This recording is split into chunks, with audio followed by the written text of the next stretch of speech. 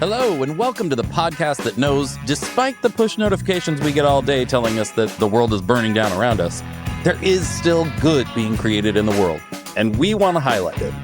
Whether it's nonprofit leaders solving the world's biggest problems or a small business owner trying to make the world better with a great product or service, we want to highlight the ideas and strategies behind the good that's being made. So without further ado, you're listening to Creating Good, a podcast by Rogue Creatives hosted by me, Matt Barnes. Let's go. That's right, everybody. It is time for another episode of Creating Good with Matt Barnes. I'm Matt Barnes, and I'm just so excited to get into this today. This podcast is all about telling the stories of people who are creating good in the world. We need that. We need more of that. We need to be reminded that we can use what we have to add to the world and not just take from it. You can go to creatinggood.co and see some of the ways that we're inviting people to do that. This is a movement that we are starting, that we are pushing to get people to utilize what they have to add to the world, to make it better in any way. It can be for-profit, nonprofit, it can be individuals, it can be businesses. It doesn't matter.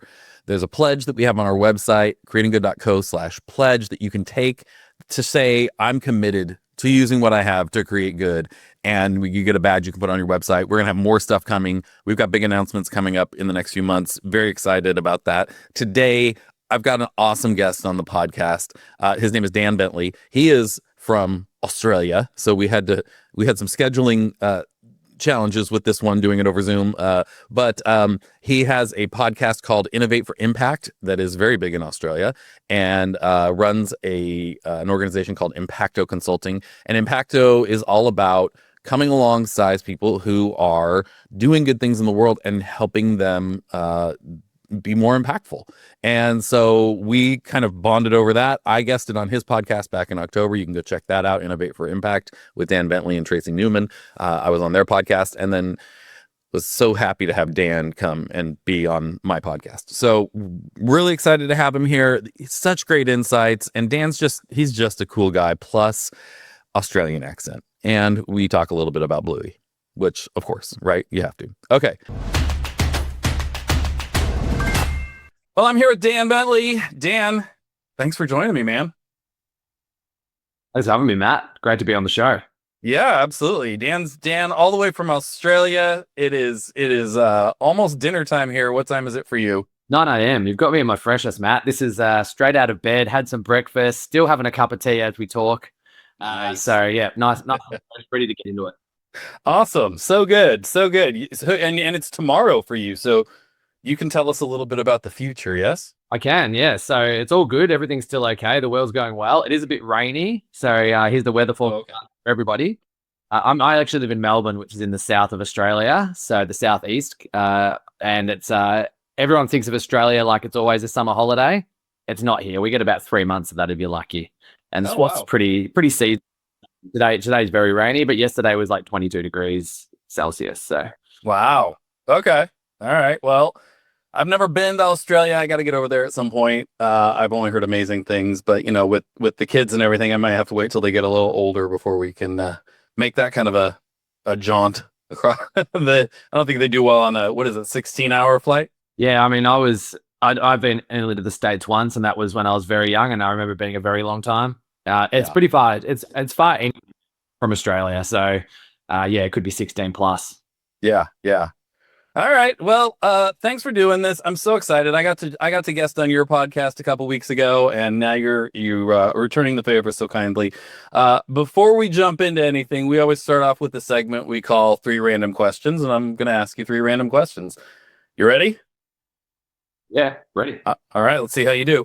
Number 1, what would be the superpower that you would choose if you could choose any? Oh, I got a really generic answer to this one. Everyone says the same thing, but I truly think this is the best superpower is flying. Yeah. I could fly, and we could do this in person if I could fly myself. That would be amazing. So actually, you know what? I'm going to change it. I'm going to, because I work in the innovation space, which you're all going to find out soon. I'm actually going to change it. Not flying. That takes a long time. Teleportation. That's right. Even better, I could just literally be there, and then I don't have to spend 16 plus hours flying, because that's also the reason I didn't do it on a plane. Well, that's true. That's true. Okay. All right. I like teleportation. That's a good one. What is your go-to karaoke song? Oh, I love a good duet.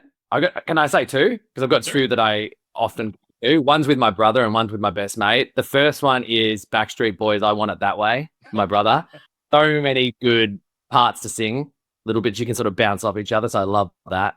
The other one is Cruisin' by Gwyneth Paltrow and Huey Lewis. I'm Gwen, my mate's Huey, and I just hit those falsetto tangs and yeah, we know all the words. We can make eye contact the whole song. It's great. That's perfect. That is key to a good duet, right? You have to have somebody that you can take eye contact with and make it really awkward and uncomfortable for everybody.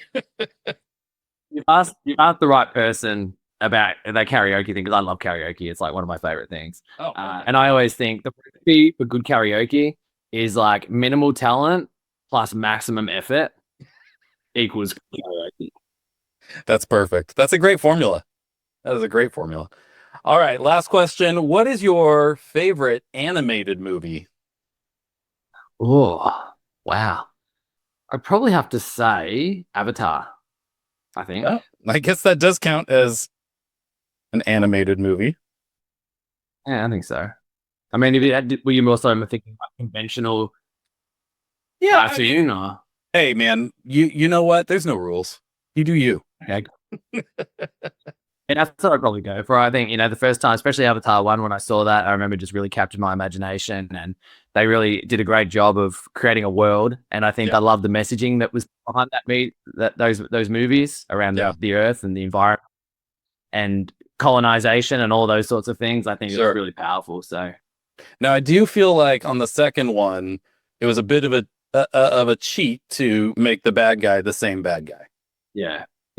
I feel like we could have done better. But all right, good answers. You have survived 3 random questions. You get to live on to the actual interview. So congratulations on that. All right, tell us, Dan, about you. What's your origin story?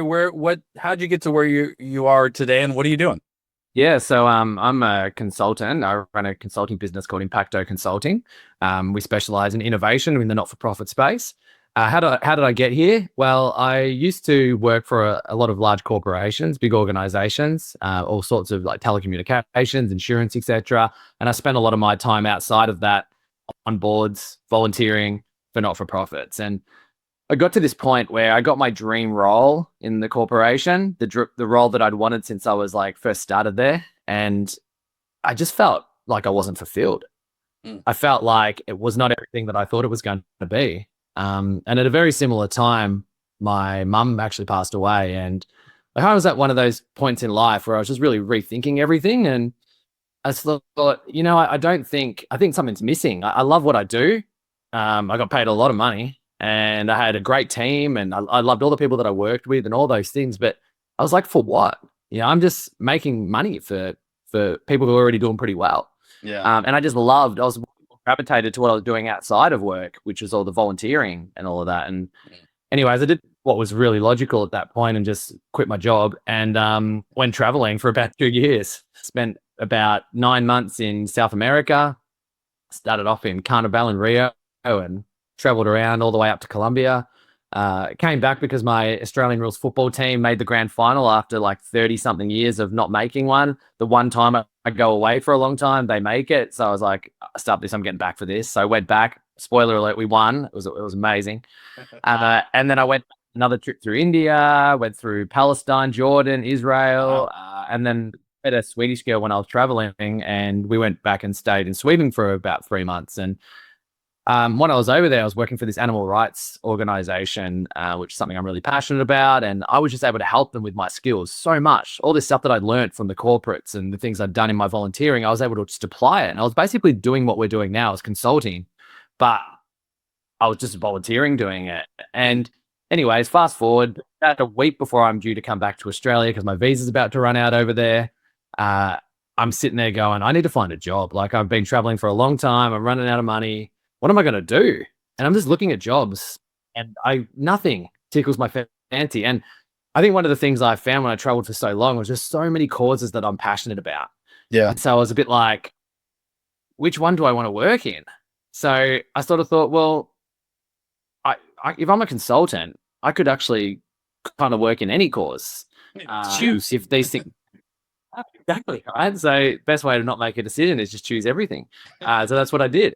And I always wanted to do my own thing. I'd sort of had a little few side businesses in the past, but I'd never really gone all in on one of them. And I thought, you know what? There's probably not a better time than there is now. So, I make this decision like the night before I get a message from this person I used to work with named Tracy. And she messages me. She said, "Hey, Dan, I just found out this afternoon that I just got made redundant from where we used to work together. I'm thinking about doing something in the not-for-profit space. Do you know what you're going to do when you get back from Sweden?" And I was like, "Are you kidding me? Last night, I literally came up with this idea to start this business. Do you want to do it together?" And she said, "Hell yeah, let's do it." And that was like 6.5 years ago. Wow. That's amazing. It's so crazy how things come together that way. And, it's funny because this has been a conversation that's come up a lot lately. There seems to be, and obviously you seem to be on the front edge of this 6 years ago, but there seems to be this sense, this movement of people wanting that more fulfillment, right? And we've been, in fact, getting people applying for jobs that they're severely overqualified for because they're just going, yeah, but I want to be here. I've had the job working for, having what should have been my dream job, and I was miserable, and I want to do something that that's fulfilling for me, or where I'm treated well, or where I matter more, and willing to take less money or take a risk on themselves in that way. Yeah, 100%. I think I always think it always comes back to Maslow's hierarchy of needs for me. Yeah. I think, you put self-actualization at the top of that pyramid. And, so many of us are lucky enough to have so many of those other needs, those core needs that are constantly being met. And I think when you have those being met in so many different ways, self-actualization is that next thing. And I think there's just a lot of people in the places who go, well, that's what's missing. Yeah. And absolutely.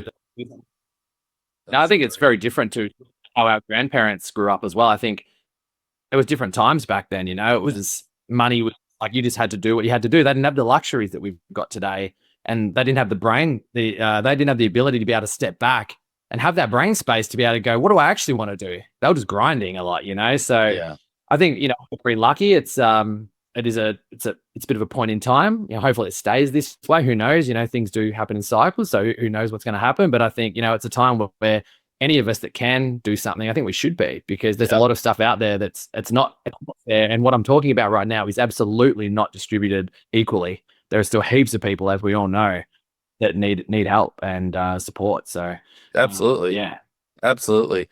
So what was it? I mean, and this could be very broad, but what was it specifically, I guess, that you felt you had to bring to that space? What was it the perspective that you brought, the skills? What were the things that you brought that you felt like, wow, this is really useful in this space?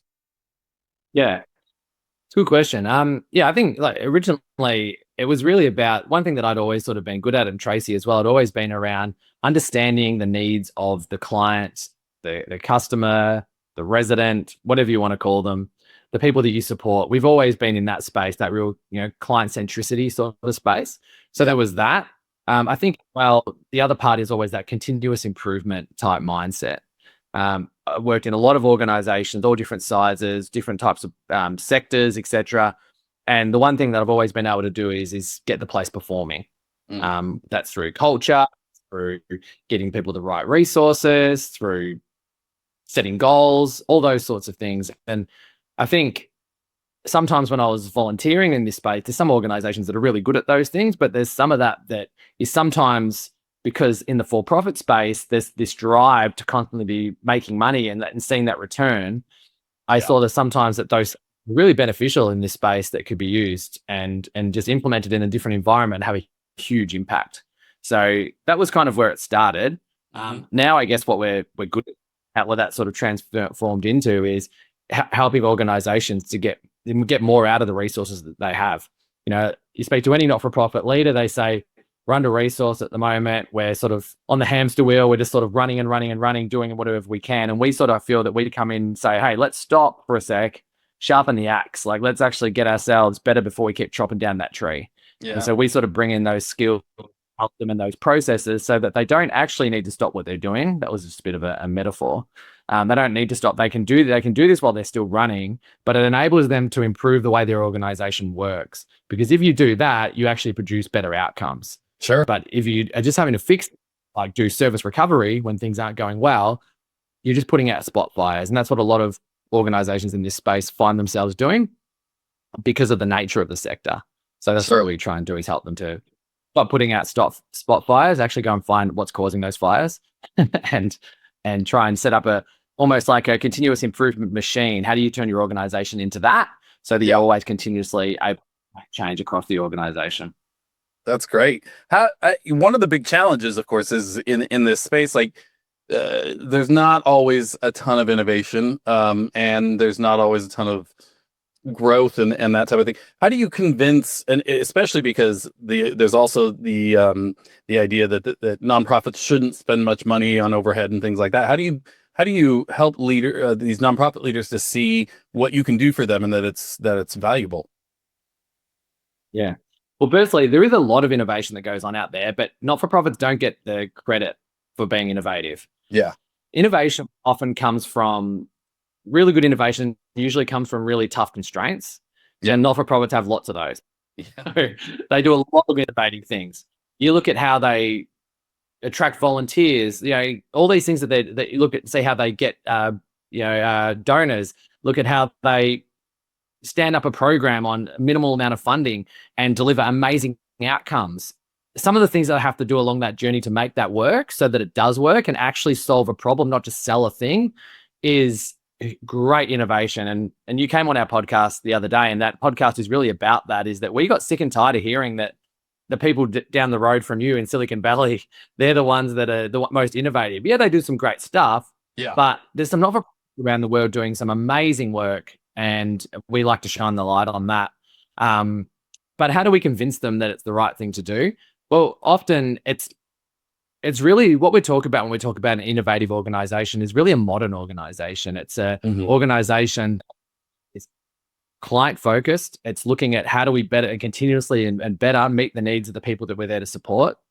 It's an organization that empowers its people so that they can make the difference that they want to. And the reason that they joined up to work in your great organization is they wanted to make a difference, not to push a button on a system or fill out forms regularly and those sorts of things that they often find themselves focused on once they get in.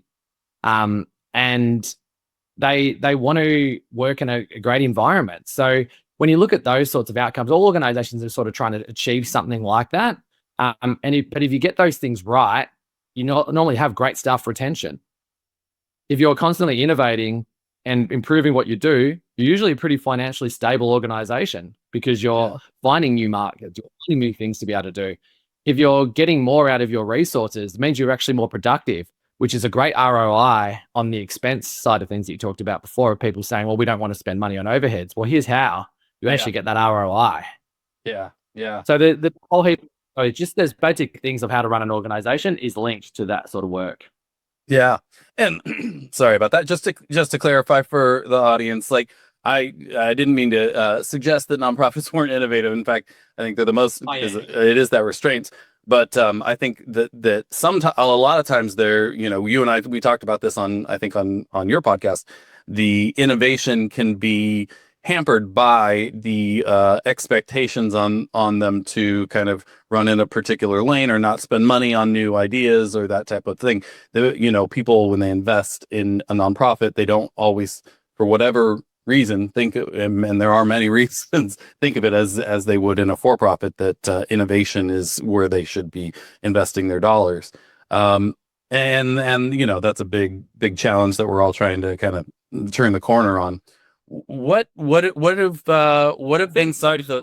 Oh, go ahead. One thing I'll say on that is that I think, generally speaking, people don't like overheads when they can't see the impact. Yeah. But if you can show them, if people can get really good at showing, well, this is what that social return on that investment, I think that's where we really need to get good at doing that. I think if we're spending money and just saying, look, this is just going into a big pile of people's wages and we can't really show the benefit of that, I think that conversation becomes really tricky. But when we're sort of able to say, we did this and this is what this did, we can justify that. I think that makes it a little bit easier, but that's sometimes easier said than done, as anyone listening to this would know. And it relies on strong storytelling and figuring out how to bring people into that story and see their place in it, which is obviously something that I've spent a lot of time focused on and developing, particularly for the nonprofit space. But it's just in general, it's kind of the effective way to bring people in. Is that something that you've worked on with these organizations, or are you more focused on the organizational side? We do a little bit of it, not so much from a marketing perspective, but absolutely internally. So one of the things that we like talking to people about is that the organizations that we see that are the most innovative are the ones that have a big goal that they're after, that they want to achieve in like the next 10 years. It's something that's about the people that they support, and it's bigger than the organization. So the organization can't solve this thing themselves. And obviously a part of having a big goal is being able to measure your progress towards that goal. So we do a little bit of work with organizations around that. They then often take that with their marketing teams and go and put that externally. But our focus is absolutely using that as that fuel for innovation, so that people see a reason to step out of their comfort zone and to do something different. Because as we all know, it's a bit scary sometimes for people to go out there and do something that's different to the status quo. Definitely is. But it's so important to, and not to do it for the sake of doing that, but for being true to the story or how to connect with an audience. It's so important to do that because there are so many stories out there. There are so many things competing for people's attention, and being able to cut through that and actually reach people is more important now than ever. And how do you see sort of the role of hope and optimism and sort of choosing those things in all of this? Yeah, I mean, it's the way that we position it with our clients, is that you want it to be your story. Your story needs to acknowledge where the status quo is today, because people need to know why we need to change. But your major focus wants to be on what is it that you want to achieve for the people that you support. Like that's where you want it to be on. It needs to be you want it to be from the positive rather than the negative as the emphasis. Because when you do that, it's inspiring. We want to inspire people. And I know we had you on our show and you spoke a lot about, well, the organization needs to be the center of that. Agree with that as well. But it needs to be that positive lens. I think when we just talk about the bad all the time, kind of doesn't make you take action. It just makes you go, that hurts. I don't like that. It's uncomfortable. And that's why I need to be part of it. But you really inspire someone. You say, and so we're going to end homelessness in Melbourne by 2034. They go, wait, what? Yeah. And how this organization is going to do that, it's got 3 things we're going to work on. So we have this whole formula around how we sort of pull this. We call it like the organization's like mission focus. And it's there's 4 elements to this big goal. And if you get these things right, it takes people from, this is what's broken about today. This is the big goal that we're going to achieve. And it's something as ambitious as what I sort of mentioned before.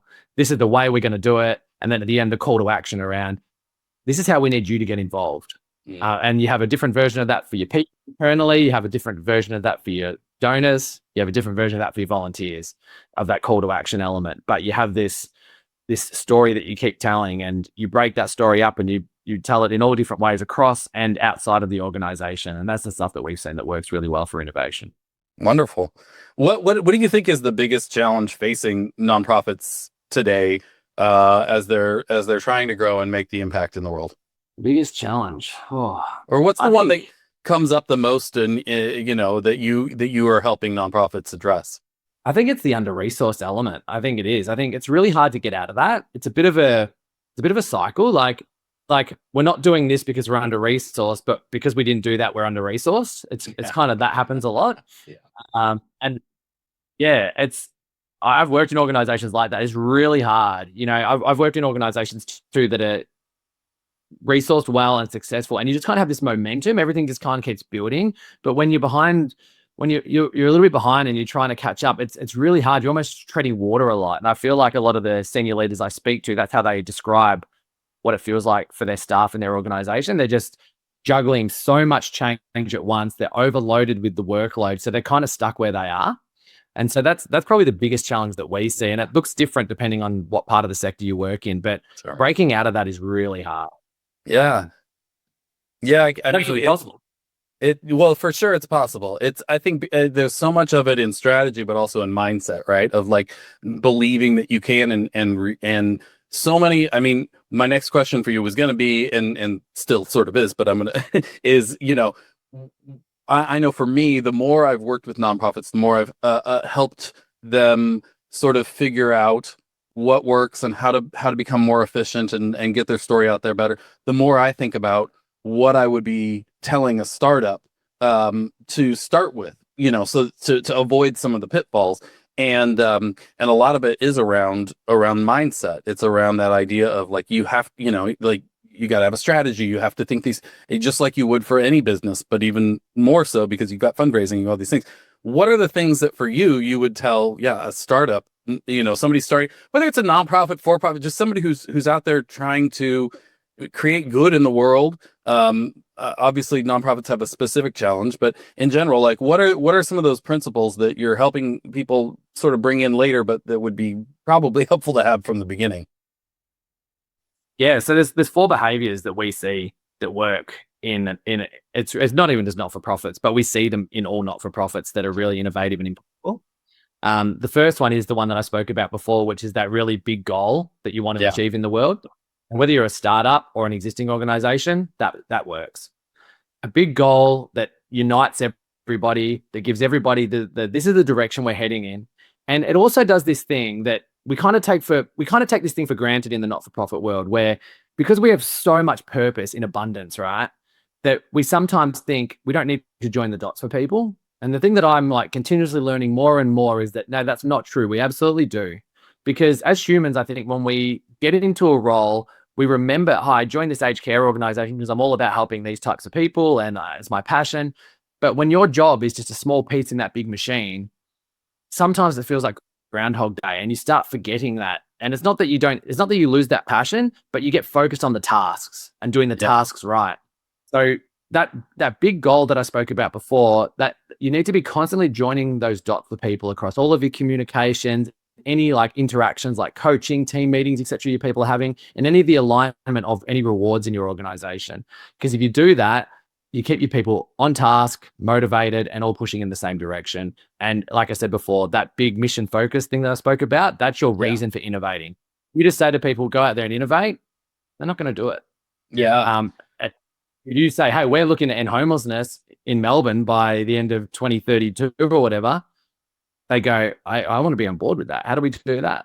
And I go, you are going to have to jump through. All right, let's do it, because I care about it. So that's the first one. The other behavior is you need to have creative leadership. So you need people across the organization who are adaptable and resilient to change. So if things are changing within or external to the organization, they're able to adapt and keep the organization moving forward. But they also create an environment that makes creativity and innovation flourish. So it's safe to push back against the status quo, challenge things, or take risks, all those sorts of things.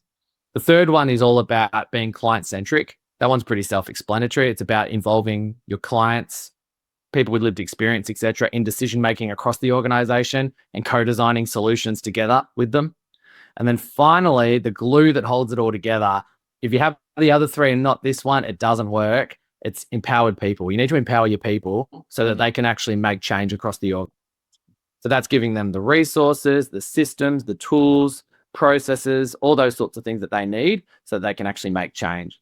Yeah, I mean, it comes down to trusting them to do what you hired them to do, to bring their innovation, right? Like, I don't know if you're familiar with the Patrick Lencioni's 5 dysfunctions of a team, and the first one is trust, and he said the same thing you did. He said, if you are 85% of the way there on trust, and you've got more work to do on the other ones, keep working on the trust before you move on. Like, that's the most important thing. You got to trust people, and people need to feel that, and that they're equipped and supported to go and solve these problems. And it's funny when you were talking about the first thing too. It's really about leading with the why. And I know for myself, even in my organizations, and perhaps even with you, like as a leader, sometimes I get a little insecure about, am I saying this too much? Am I always? But it really is so funny when I stop. If I don't do it, my team will be like, you either see the results of it almost immediately, where there's a lack of excitement or a lack of, or somebody comes back and why aren't you talking about the thing? Like, why aren't you talking about the why of why we're here? And that is what motivates people. And you can sound like a broken record, but it doesn't matter. It's so important. Oh man, that's so true, Matt. And we have a little saying that we talk to our clients a lot about, and we mention a lot on our podcast, which is it's about at the time that you start feeling nauseous about speaking about your big goal or your mission that you're probably starting to get through to people. Like that's the level you need to talk about it. I'm sure you can relate to that. Oh my gosh, yes. Like I feel like I am the most, just a broken record of things. And I start to get nauseous. I start to get self-conscious about it, of like, oh my gosh, they're probably so sick of me saying that thing or talking about, oh, this is, just get to the point. And and it's not true. It's just not that's just not how it goes. It's so hard to cut through to people these days. There's so much information coming towards people, and that repetitiveness is so important. It provides that structure, that certainty for people that the direction is the same. And we see the organizations that do this really well is that whenever there's any change, whenever they talk about performance, they constantly link it back to your goal. Yeah. Because it just joins the dot. You can't assume people are joining the dots. Right. It's like we do as senior leaders think that sometimes we think, well, because we talk about it all day, but they're out there. There's people in all different levels of your organization playing all different roles. They are not necessarily joining those dots every day. But if you do that, like you said, you get so much more out of your people. Well, and even more so. I mean, I'm not just talking about, I'm thinking about it constantly. It's a part of who I am. And so for me, it feels like, well, gosh, this is all the time. People probably want me to shut up. And the reality is, you're right. People are probably just getting into it at the point where I'm feeling I'm feeling like that. I love that. That's such a great reminder and encouragement even for me, because I get there so often where I'm like, oh, I don't know if I should, but got to keep going. Yeah. The other interesting thing too, I'll just say about those 4 behaviors that I spoke about before is that we've got an online assessment that we've had hundreds of not-for-profit organizations from all over the world complete. And I'll ask you, let's do a little bit of a pop quiz. Which one of those 4 do you think is the highest in the not-for-profit space? And which one do you think is the lowest in the not-for-profit space out of those 4 behaviors? So there's mission focus, the creative leadership, the client centricity, or the empowered people. I would guess that mission focus is possibly the highest. Wow, man, it's so hard. And that, no, it's not. It is one of the top ones, but client centricity is usually. Oh, that makes sense. Yeah, that makes sense. I don't know. Creative leadership may be the lowest. It's hard. I start having all these specific examples popping into my mind, and yeah, you tell me. Don't worry, we had the same challenge, man. That's why we created the assessment, so we can actually get the answer, because it's really hard to work it out. It's a lot, and it makes it a lot more simple. So yeah, empowered people is by far the lowest across the not-for-profit space. Yeah, and organizations usually do a couple of the different elements, but to see an organization do all of them well, we find that there's only a few that we found anyways that are doing all of the things required really well for them to be really empowered. And it does come back to that whole resourcing side of things, that a lot of the time we're not spending the time resourcing things properly. But I guess the thing that we quite often say to organizations is, okay, you might not be able to resource it how you want to, but still doesn't mean you shouldn't do it at all. Sometimes it's better off to do something like do what you can today to get started and build it, rather than not do it at all. And so a good example of that is, one of the things within that is in resourcing is having a budget for innovation. If you're setting your targets and your funding and all of your financials around historicals, then if something new does come up, you have no way of funding that usually. Whereas if you can have like a certain amount of money there for exploring new ideas or delivering new solutions, then you can explore that, even though you don't know that financial year what you might be spending that on. So some organizations, they might have a $5,000 innovation budget. Yeah. Right? Because that's all they can afford. Right. That's better than having a $0 one. They might be able to do some testing. They might be able to hire someone to come and help them do some interviewing of some people and stand that idea up. If you don't have that resource, you can't do it. But we work with other organizations that have hundreds of thousands of dollars of innovation budget. See what I mean? It's not about saying, well, you can thousands of dollar innovation budget, do something today, because that will put you in good stead, and your people will feel like that they are empowered if there is something, right? But I won't if there's nothing for that. So well, and that's so interesting because I can, most of the not-for-profits I work with don't have that in their budget at all. And I think even if it is that small amount, just having it there is that reminder or that empowerment to do something with it. And it's much like some of the organizations that we've worked with on the marketing side, where they start off with a very small budget there, and we start off with small things, and as we show the return on investment there, we get the ability to do more and more and more and more until we're dealing with a full budget.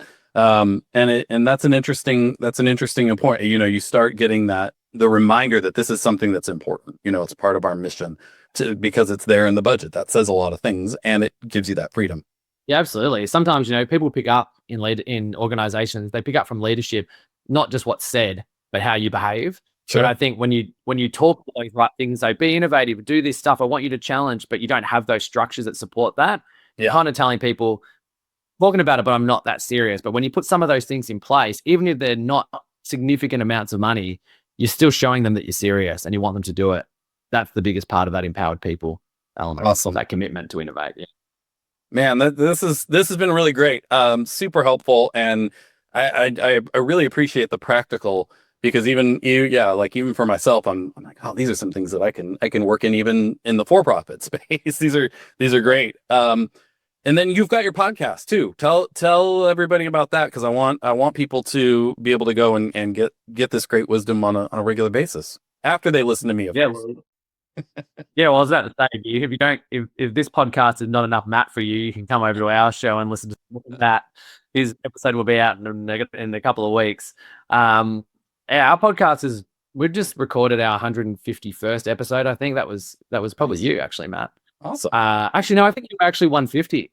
I just remembered this the other day. Did it after and go, actually, I think it was Matt. That was 150. So congratulations. Thank you. What a way to celebrate the milestone. Yeah.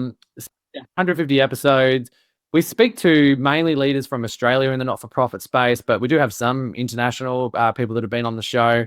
Like I said before, we started it. Well, I didn't say this, but I'll say what I was going to say after that I did say before.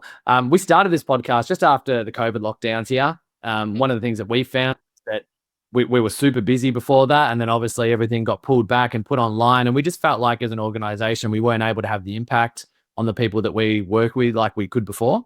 So we thought, let's do a podcast. That way it doesn't matter if we're going back into lockdowns. I've got a microphone and a Zencaster account. We can do this and we can get to people, right? No matter what.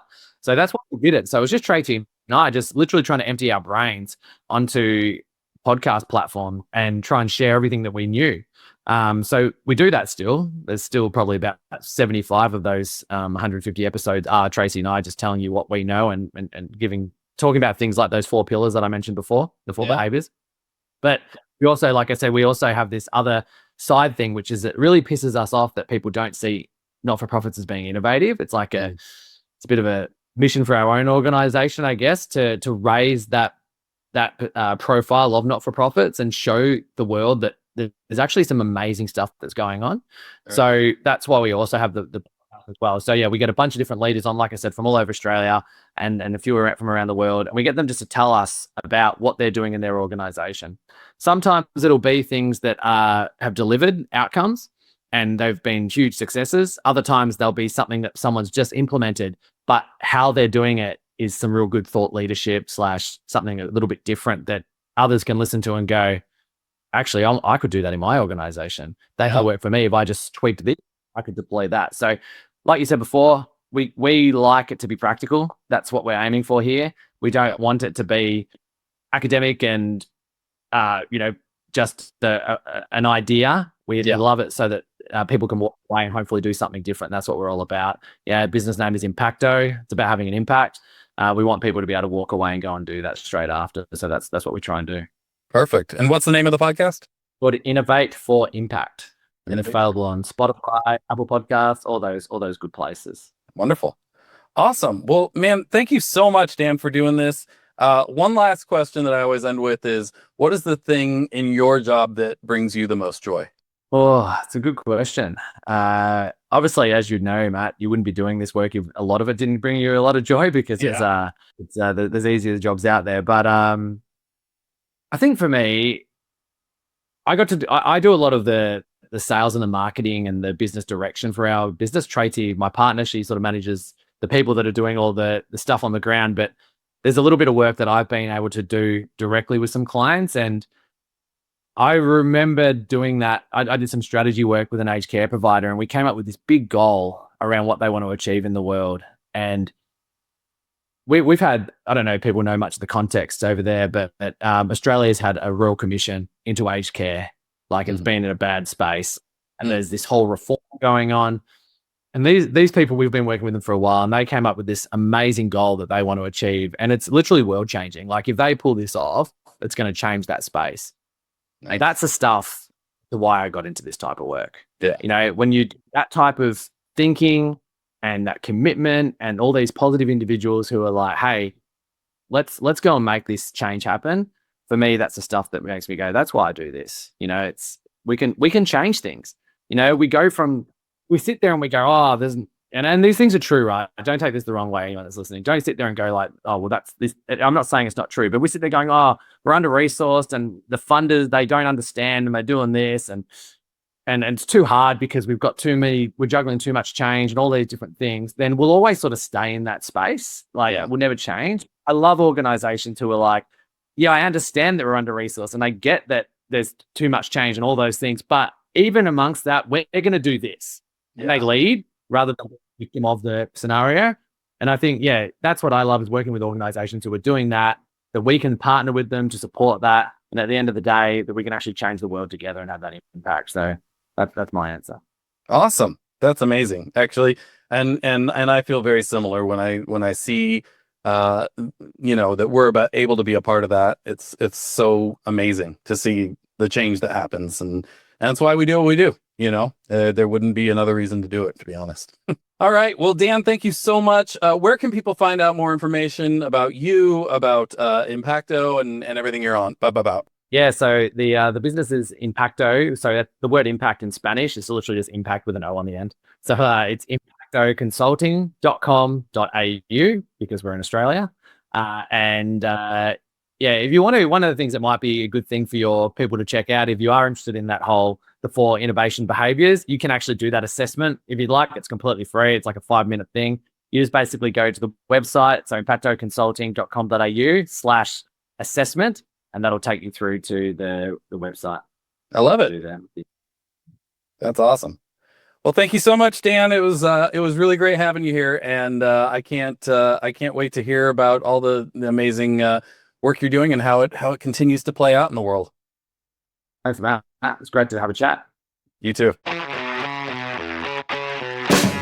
Creating Good with Matt Barnes is recorded at Rogue Collective in beautiful Newport Beach, California.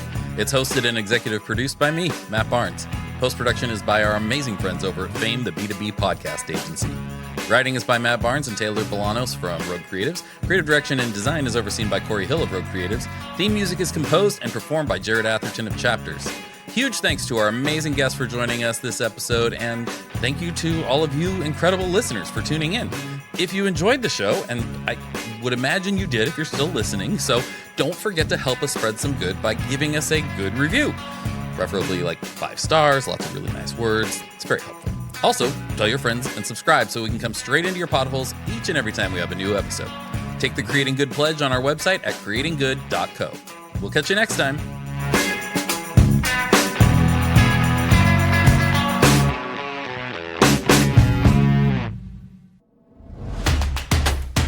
This has been a Rogue Creatives production.